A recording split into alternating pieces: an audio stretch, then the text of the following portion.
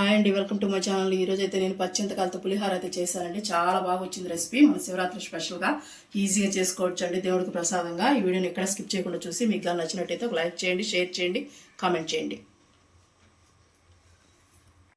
చూడండి, మనం చింతకాయ పులిహోరకి అయితే చింతకాయలు తీసుకున్నాం. ఇలాంటి ముదిరిగా ఉంటాయి కదా, అయితే తీసుకొని శుభ్రంగా వాష్ చేసుకున్నాం. నేనైతే ఒక 9 కాయలు తీసుకున్నానండి.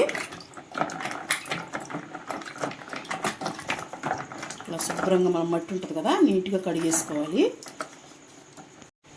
చింతకాయలు కింద వేసేసుకొని మనం చింతకాయలు మునిగేంత వరకు వాటర్ వేసుకుందామండి. చింతకాయలు మునిగేలాగా వాటర్ వేసేసుకొని ఇప్పుడు మనం స్టవ్ మీద పెట్టేసుకుందాం. చూడండి, స్టవ్ మీద మనం పెట్టేసేసి ఒక 5 నిమిషాలు లేదా 6 నిమిషాలు అంతే. చింతకాయలు తొందరగా ఉడికిపోతాయండి. మనం ఉడకబెట్టేసుకుందాం. చూడండి, మనకి 5-6 నిమిషాల తర్వాత నేను చూపిస్తున్నాను. మనకి బాగా ఉడికిపోయి ఉంటుందండి చింతకాయ. చూపిస్తాను. చూడండి, చూసారా అలా మెత్తగా అయిపోయిందో. ఇప్పుడు మనం స్టవ్ ఆఫ్ చేసుకొని చల్లారబెట్టుకుందాం. చూడండి, చల్లారింది కదా. ఇప్పుడు ఒకసారి మనం బాగా పిసికేసుకుందామండి. గుజ్జంతా బాగా వచ్చేస్తుంది. అప్పుడు బాగా పిసికేసుకోవాలి. ఎక్కువ నీళ్ళు పోసుకోకుండా ఇలా చిక్కగా వచ్చేటట్టు చేసుకోండి. ఊరికనే వచ్చేస్తుందండి జ్యూసీలో. చూడండి ఎంత బాగా వచ్చేసింది, చూసారా? గింజలన్నీ సపరేట్ అయిపోయి ఇప్పుడు మనం వడబోసేసుకుందామండి ఒక బౌల్లోకి. ఇలాంటి స్ట్రైనర్ ఉంటే బాగా వేసేసుకోండి. వేసేసుకొని బాగా కలిపేసామంటే చిక్కగా దిగిపోతుంది. చూసారు కదా, ఇలా వడపోసేసుకోవాలి.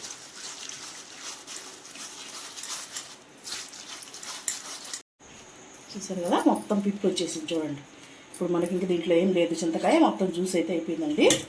చూడండి, ఇలాగా చిక్కగా పట్టేసుకోండి. చూసారు కదా ఎంత చిక్కగా ఉందో. చూడండి, మనకి పులుసు రెడీ చేసుకున్నాం కదా. అన్నం కూడా నేను వండేసి వాచ్ చేసి పెట్టుకున్నాను. ఇలా పొదినిగా ఉండాలండి. చల్లార పెట్టేసుకున్నాను నేను. ఇప్పుడు మనం స్టవ్ అంటించేసుకొని పాన్లో అయితే పెట్టేసుకున్నానండి. పెట్టేసుకొని మనం తగినంత ఆయిల్ పోసేసుకోవాలి. పులిహోరకి మనకి ఎంత కావాలో అంత పోసుకుందాం. సరిపోతుందండి. మనకి ఆయిల్ హీట్ అవుతుంది. కొంచెం జీలకర్ర ఆయిల్ హీట్ అయిన తర్వాత కొంచెం ఆవాలు వేసేసి కొద్దిగా చిటపటానిద్దామండి. కొంచెం చిటపటానిన తర్వాత ఇదిగోండి మినప్పప్పు, పచ్చెనపప్పు ఒక్కొక్క స్పూన్ ఉంటుందండి, అది కూడా వేసేసాను. తర్వాత ఒక 2 ఎండుమిర్చి, పచ్చిమిర్చి ఒక 3 తీసుకున్నానండి. సన్నగా అయితే చించేసుకున్నాను. 2గా చించేసుకొని దీన్ని కూడా బాగా వేసుకున్నాను. వేరుశనగపప్పు ఒక 2 స్పూన్లు వేసానండి. జీడిపప్పు ఒక 7-8 తీసుకున్నాను. వేసేసి బాగా వేసుకున్నాను. ఇప్పుడు జీడిపప్పు వేగేంత వరకు వేరుశనగపప్పు అన్నీ ఆగాలి కదా, వేసుకున్నాను. చూడండి, మనకి పోపు వేగింది కదా. పసుపు కొంచెం వేస్తున్నానండి. ఒక 1/2 స్పూన్ పసుపు వేసాను. వేసేసి ఇప్పుడు కొంచెం ఇంగువ కూడా వేద్దామండి. పులిహోర అంటే ఇంగువే కదా. శివరాత్రికి స్పెషల్ ఏంటంటే ఇలా ప్రసాదాలు చేసి పెట్టేసుకోవచ్చు అండి ఈజీగా. మనం ఇంగువ కూడా వేసేసాం కదా. ఇప్పుడు మనం చింతపండు పులుసు పోసేద్దాం. చింతకాయలతో తీసుకున్నాం కదా, అదైతే వేసేద్దాం. మనకు సరిపడినంత వేసుకున్నాడు పులుపుకి. వేసుకొని ఒకసారి బాగా కలుపుకోవాలండి. కలుపుకొని ఇప్పుడు మనం ఇంతవరకు ఉప్పు వేయలేదు కదా, మనం తగినంత రైస్కి కూడా కలిపి ఉప్పు అయితే వేసేస్తున్నామండి. ఇదిగోండి చూడండి, వేసేసి మనం బాగా కలిపేసి కొంచెం పులుసు ఉడికేంత వరకు కుక్ చేసుకోవాలి.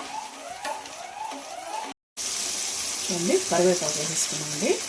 కరివేపాకు ఇప్పుడు వేసుకుంటే మనకి పులిహోరలో బాగుంటుంది స్మెల్. అందుకని ఇప్పుడు వేసాను.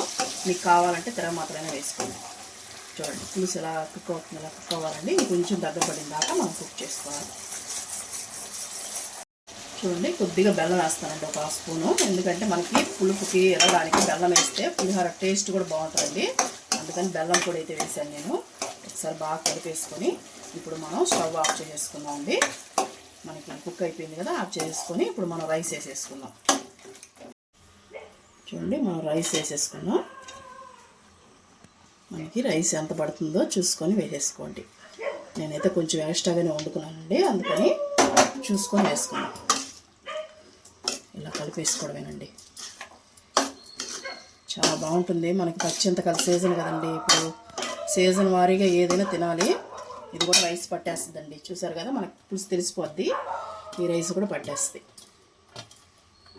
వేసిన తర్వాత ఒకసారి కలుపుకోండి. మీకు ఉప్పు ఒకవేళ చాలా పోతే ఈ టైంలో సాల్ట్ వేసుకోవచ్చు అండి. మనం కలిపిన తర్వాత చూసుకునైనా వేసుకోవచ్చు. నేనైతే కరెక్ట్గా వేసేసాను. బాగా కలిపేసుకున్నాం. చూడండి, సర్వింగ్ చేసుకుందాం మనం. మీ దగ్గర కొత్తిమీర ఉన్న లాస్ట్లో వేసుకోండి, బాగుంటుంది. నా దగ్గర అయితే కొత్తిమీర వేయలేదండి. మీ దగ్గర కొత్తిమీర ఉంటే వేసుకోండి. చింతపండు పులిహోర అయితే రెడీ అయిందండి. వాళ్ళ వీడియో అయితే ఇదేనండి. మీకు కానీ నచ్చినట్టయితే ఒక లైక్ చేయండి.